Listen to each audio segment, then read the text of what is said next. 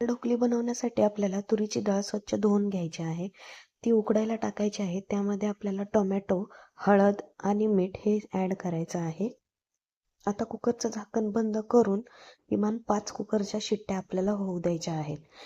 आता गव्हाचं पीठ घ्यायचं आहे. त्यामध्ये 2 चमचे तेल टाकायचं आहे. हळद टाकायची 1 चमचा. त्याचबरोबर लाल मिरची पावडर तुमच्या आवश्यकतेप्रमाणे टाकायची. मीठ टाकायचं आहे. त्यानंतर आपल्याला हे सगळं एकत्रित करून मळून घ्यायचं आहे. आता आपल्याला कांदा आणि टोमॅटो हे तडक्यासाठी वापरायचे. हिरवी मिरची, लसूण, अद्रक पेस्ट, त्याचबरोबर कोथिंबीरची पेस्ट, लाल मिरची पावडर, हळद, गरम मसाला देखील थोडासा टाकलेला आहे. हे सर्व टाकून आपल्याला तडका देऊन घ्यायचा आहे. चवीप्रमाणे मीठ.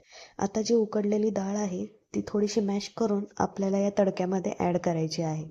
तुम्ही बघू शकता डाळीला उकळी आलेली आहे. आता आपल्याला हे पीठ लाटून घ्यायचं आहे आणि त्याच्या अशा पद्धतीने काप करून घ्यायचे आहेत आणि ते त्या डाळीमध्ये ॲड करायचे आहे. ही एक गुजराती डिश आहे. नक्की ट्राय करा.